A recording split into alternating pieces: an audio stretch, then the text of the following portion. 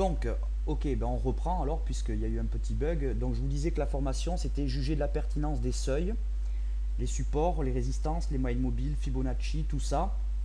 Autant de niveaux qui sont des seuils importants, déterminants pour repérer donc des zones d'achat ou de vente, mais aussi pour constater des retournements et en juger l'importance et ou calculer des objectifs.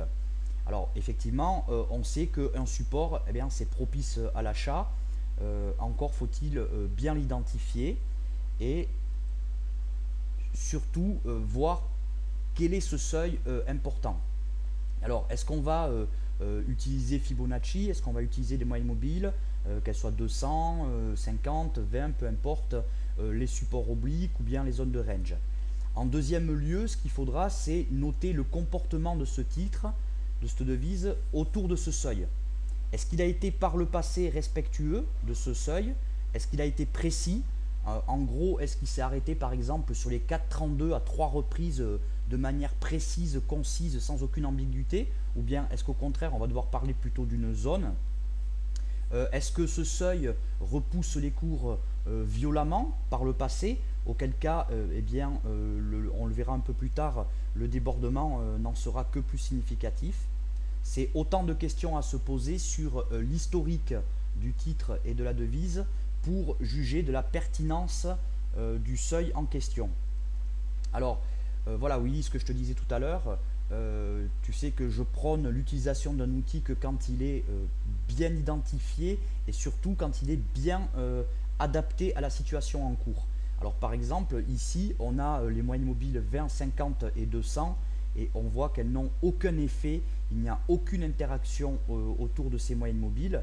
Eh bien peut-être faudra-t-il utiliser des supports et des résistances obliques, peut-être faudra-t-il utiliser Bollinger, peu importe, en tout cas ici, eh bien, les moyennes mobiles étaient à exclure. En revanche, on voit que le CAC 40 c'était sur l'intraday ici, eh bien, avec sa moyenne mobile de 100, on voit qu'il a une jolie interaction. Ceci étant, on voit aussi que la moyenne mobile de 100, eh bien, elle n'est pas d'une précision absolue et on voit que là, on parlera plus volontiers de comportement autour de la zone, autour de la moyenne mobile de 100. On voit qu'ici, il y a eu une fausse cassure. Pour autant, elle avait un biais très haussier, la moyenne mobile de 100. Et le CAC 40 sur l'intraday, et ça a été valable un bon moment d'ailleurs, pendant un bon laps de temps sur l'intraday, eh bien, il y avait une interaction assez importante. En revanche, sur le même laps de temps, avec la même moyenne mobile, eh bien, on voit que l'euro-dollar eh n'a aucune interaction significative avec sa moyenne mobile de 100. Conclusion, eh bien, sa moyenne mobile de 100, il fallait l'exclure et en tout cas ne pas en tenir compte, par exemple, comme niveau d'achat éventuel ici ou comme niveau de vente, puisque ici c'est facile de dire qu'on aurait pu vendre. Ceci étant, on va voir un peu plus tard qu'on ne peut pas l'identifier comme un seuil, puisque par le passé, il n'a pas suffisamment bien fonctionné. Voici le titre AXA en une heure avec les moyennes mobiles 20, 50 et 200. Alors, la première réaction, c'est, on va prendre la moyenne mobile 50 ici, d'accord? Et on voit que effectivement par le passé, en tout cas si on arrive quelque part plus haut, eh bien on a eu une jolie interaction. Donc effectivement, cette moyenne mobile, eh bien elle est pertinente. La moyenne mobile 20, elle, eh bien on voit qu'elle a une période beaucoup trop courte, elle a été coupée à plusieurs reprises, voilà. Et la moyenne mobile de 100, eh bien je pose la question ici, là, à part sa réputation de moyenne mobile robuste et de moyenne mobile significative, eh bien, est-ce qu'elle nous apporte vraiment quelque chose ici? Eh bien, non, parce qu'effectivement, on peut constater qu'elle a un biais haussier, ça c'est un constat qu'on peut faire, mais par le passé, on n'a pas de preuve que cette moyenne mobile devrait fonctionner.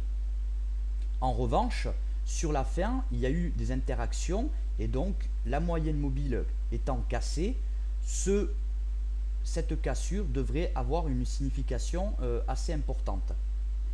En revanche, si on y ajoute le fait qu'on était sur un support, ici, une ancienne résistance devenue support, eh bien effectivement là oui elle avait une vraie raison d'être, d'accord, la moyenne mobile de 100, mais elle n'était là finalement que pour appuyer premièrement le biais, et puis deuxièmement eh bien, être en accord avec le fait qu'on était sur une zone, et je parle bien de zone, de support. Donc effectivement on pouvait pourquoi pas chercher un signal d'achat ici, mais sur le simple fait qu'on était sur la moyenne mobile de 100, eh bien, ça me paraît peu pertinent. Sauf si eh bien, on avait des indicateurs techniques, par exemple le RSI ou le stochastique, qui eux avaient fonctionné par le passé et qui nous disaient qu'on était potentiellement sur un point bas. Parlons support et résistance. Alors ici, nous avons une résistance qu'on va appeler par exemple les 3,80, hein, je crois qu'on est sur le Crédit Agricole, mais peu importe le titre et peu importe l'unité de temps. Alors ici, eh bien, il s'est arrêté une première fois, donc si avec ce que j'ai comme info sous les yeux, eh bien, c'est pas encore une résistance puisqu'on n'a qu'un impact.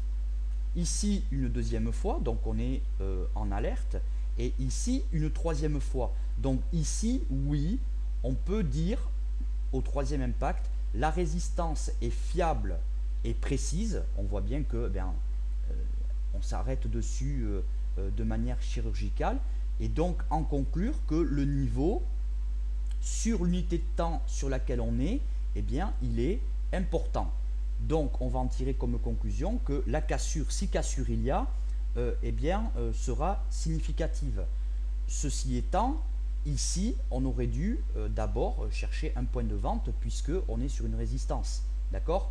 Mais la cassure de ce seuil, eh bien, on voit qu'elle a été significative et qu'elle aura bien repoussé les cours. Et ici, donc, on considérera effectivement que ce prix-là est un prix fiable, précis. Donc, effectivement, on pourra considérer qu'on va se mettre en attente d'un signal d'achat. Pour peu que en plus nos indicateurs techniques nous confirment ceci, eh bien on pourra avec une certaine confiance considérer que notre seuil il est précis, d'autant plus que cette bougie ici, eh bien on ne clôture jamais en dessous, et donc on peut considérer cette bougie ici comme une bougie d'hésitation, et donc effectivement considérer qu'on est sur une zone d'achat. Alors évidemment, il ne faudra pas hésiter pour un seuil à parler de zone. Attention de ne pas s'enfermer dans le « on devrait s'arrêter sur les 3,80, on devrait s'arrêter sur les 10 ». Attention, faire preuve de malléabilité et faire attention une fois de plus à la cyclicité du titre. D'accord ? Lorsqu'on arrive quelque part par ici, on ne peut que constater quand même qu'il se passe des choses ici, d'accord ? Ici, là, il se passe des choses ici, là, et là déjà on va commencer à parler de zone, quoi. Et ici effectivement, eh bien on parle de zone aussi. On n'a pas une résistance très très fiable avec un niveau bien établi. Donc surtout faire preuve de malléabilité et ne pas hésiter à parler de zone. Je me répète, hein, il y a beaucoup trop d'analystes, beaucoup trop de traders qui cherchent la zone vraiment pile poil et qui oublient que des fois on va tergiverser un peu autour d'un prix et que le juste prix va être dur à déterminer. Ok, ça vous va tout ça? Ok, bon. Alors voici.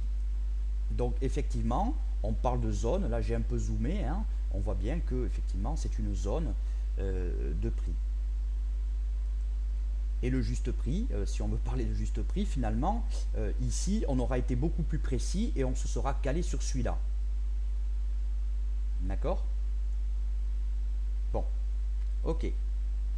La suite, on va parler de Fibonacci un petit peu. Alors oui, je sais que toi, Fibonacci, tu connais pas trop. Néanmoins, ça va t'introduire au futur cours que tu auras sur Fibonacci. Et Fibonacci est censé nous donner des bons niveaux de retracement, donc des bons niveaux d'achat ou des bons niveaux de vente. Mais on voit que ici, les niveaux que Fibonacci nous donne, eh bien, ne servent à rien. D'accord ? On tergiverse autour ici des 38,2. On ne va pas vraiment vers les on ne s'arrête pas franchement sur les 23,6.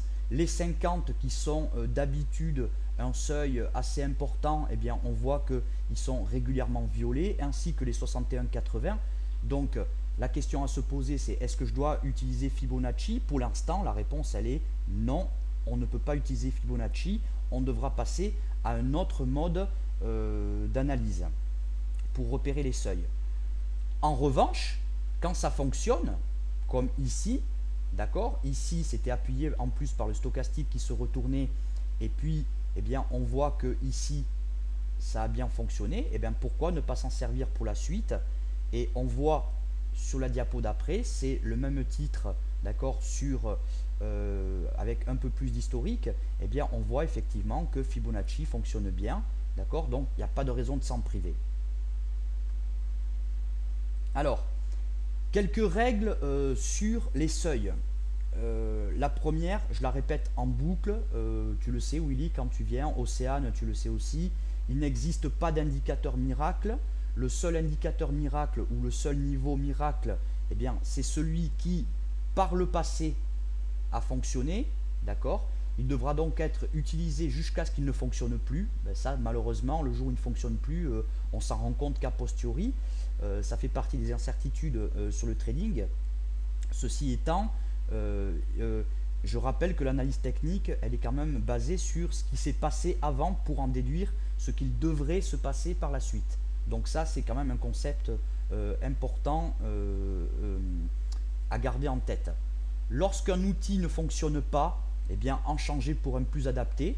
Donc c'est valable pour les seuils aussi, hein, pour les niveaux, pour les moyennes mobiles dont on se servirait en cas d'achat sur repli ou de vente sur jambe de reprise. Une autre règle, c'est faire preuve de malléabilité, ne pas chercher le niveau parfait, on l'a vu un peu plus tôt, s'imprégner de la totalité des informations que nous avons.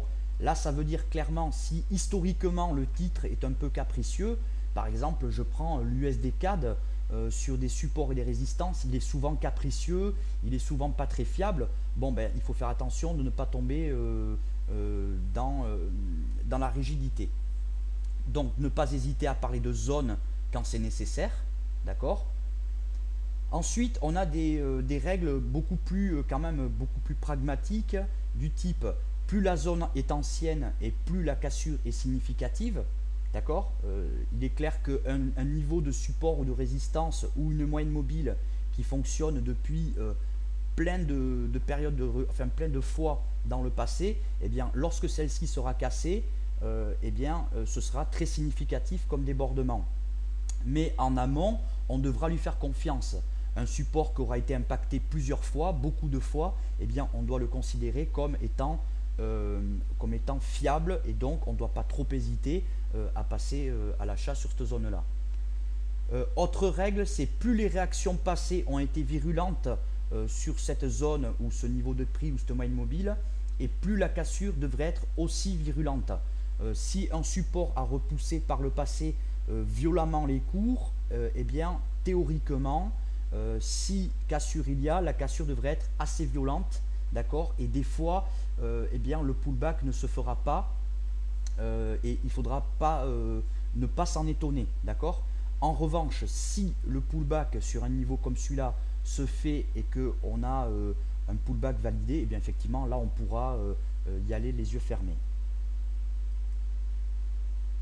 Plus le titre est liquide et plus la cassure du seuil est pertinente.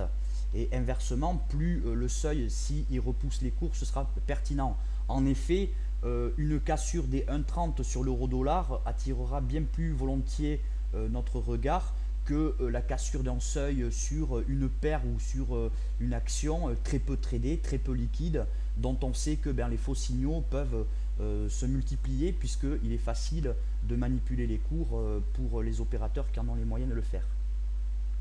Ensuite, et c'est vraiment finalement la règle qui devrait résumer quasiment cette formation, chaque titre possède ses propres réactions autour des différents seuils et surtout sa propre cyclicité. Ce qui veut dire que ce qui ne marchait pas par le passé marchera probablement un jour, hein, d'accord. Et inversement, ce qui a marché par le passé, un jour ne fonctionnera plus. Il faut bien étudier l'historique du titre et se situer par rapport à cet historique. Est-ce que je suis toujours dans le comportement parfait qu'avait le Crédit Agricole, par exemple, autour des 6 euros? Ou bien est-ce que finalement les 6 euros, maintenant, le titre en a cuir? Conclusion, adaptez vos outils, vos paramètres de recul. Si la moyenne mobile 200 ne fonctionne pas, c'est-à-dire si par exemple les cours la cassent trop souvent ou bien s'ils s'arrêtent trop loin, ne pas hésiter eh bien, par exemple à bouger la période de recul de la moyenne mobile en question. Je te parlais hier, Willy, de la moyenne mobile 168 périodes qui fonctionnait bien un temps sur justement l'USD CAD. Pourquoi se priver d'un seuil s'il est pertinent? Ne vous bornez pas à penser que seul votre seuil ou votre moyenne mobile sauront vous donner la bonne direction, hein. J'ai couramment quelqu'un à côté de moi qui me dit: ah, la moyenne mobile 200, je la kiffe, elle marche super bien. Oui, c'est vrai, elle est réputée pour ça, elle est très regardée par la majorité des opérateurs. Pour autant, attention de ne pas tomber dans le piège, un jour elle ne fonctionnera plus sur le titre en question. Faites une recherche sur l'historique du titre et de ses comportements. Si jamais il ne s'est pas bien comporté par le passé, vous attendez pas que du jour au lendemain, il se cale sur un seuil. Et puis, c'est la phrase philosophique du jour, hein, surtout, adaptez-vous au marché et ne lui demandez pas de s'adapter à vos indicateurs. C'est pas parce que moi je suis fan de l'Ishimoku, quand il fonctionne plus, je n'hésite pas à aller voir autre chose. Si l'Ishimoku ne fonctionne pas, eh bien pourquoi ne pas utiliser les supports obliques, les résistances obliques ou bien les supports horizontaux et les résistances horizontales. Voilà, eh bien c'est tout. Est-ce que vous avez des questions? Pas de questions? Ok.